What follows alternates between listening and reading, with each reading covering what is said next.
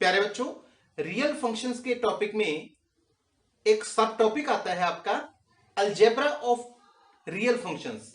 Algebra of real functions का यहां पर क्या अर्थ है कि जो रियल फंक्शंस होते हैं उनमें से दो या दो से ज्यादा फंक्शंस को आपस में ऑपरेट करना।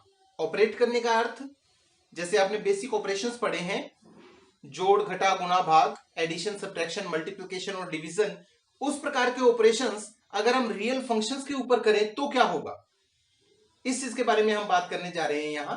तो मान लीजिए f और g दो रियल फंक्शंस हैं। f जो है वो सेट x से r और g भी x से r का एक फंक्शन है, जहां पर x जो है वो सबसेट है r का। मींस जो डोमेन बनेगा इन दोनों फंक्शंस का वो रियल नंबर्स का ही कोई ना कोई सबसेट होगा, और जो रेंज बनेगी वो भी कोई ना कोई रियल नंबर्स का सबसेट ही बनेगी। तो ये दोनों रियल फंक्शंस हो गई।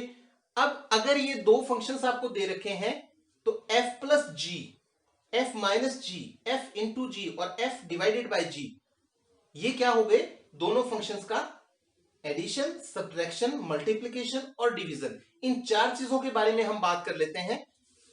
दो फंक्शंस को जब ऐड करते हैं, f प्लस जी करते हैं, तो f प्लस जी किस प्रकार से डिफाइंड होगा, f प्लस जी एक्स क्या होगा, f प्लस जी एक्स होगा एफ एक्स प्लस जी एक्स।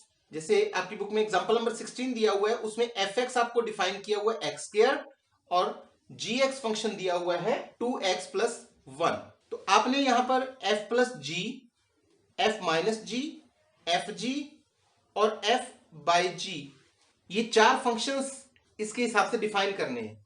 तो वेरी सिंपली आपने क्या करना है, जब f प्लस जी की बात आती है तो हम f प्लस जी एक्स को डिफाइन करते हैं एफ एक्स प्लस जी एक्स से। एफ एक्स प्लस जी एक्स का अर्थ क्या है कि पहले आप एफ एक्स लिख लेंगे प्लस जी एक्स कर देंगे, तो ये आपका एफ प्लस जी एक्स हो गया। इसी प्रकार से एफ माइनस जी करेंगे तो एफ में से जी सब्ट्रैक्ट करके लिख देंगे x square minus 2x minus 1। इसी तरह एफ जी फंक्शन को डिफाइन करेंगे तो एफ जी का अर्थ हो गया यहाँ एफ एक्स और जी एक्स को मल्टीप्लाई कर देंगे x square into 2x plus 1। इतना पढ़ा रहे तो भी ठीक है, आप मल्टीप्लाई करके खोल के लिखना चाहे तो आपकी मर्जी है।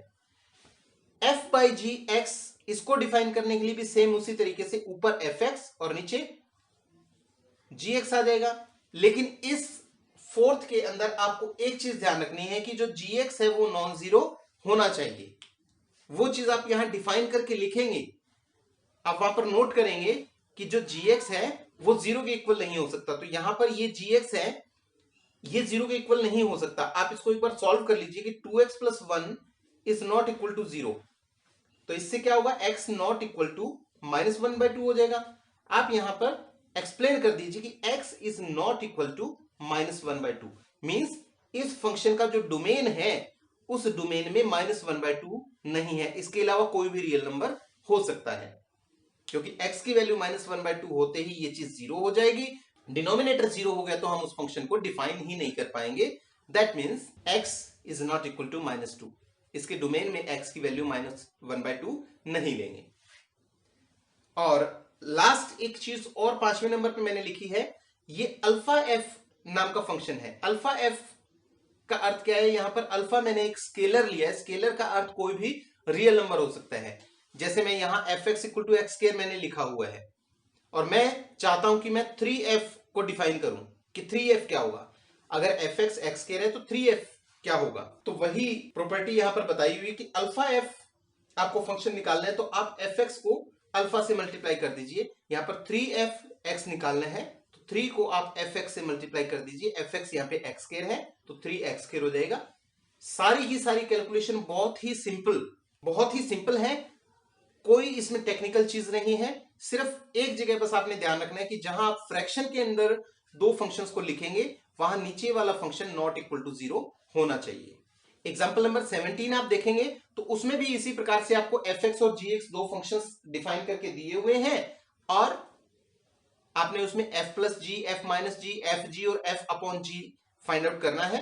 तो जब आप f बाई जी करेंगे बस उसमें इस चीज का ध्यान रखना कि अगर डिनोमिनेटर में कोई फंक्शन आता है तो आपने उसको इस प्रकार से ले लेना है कि वो चीज नॉट इक्वल टू जीरो हो।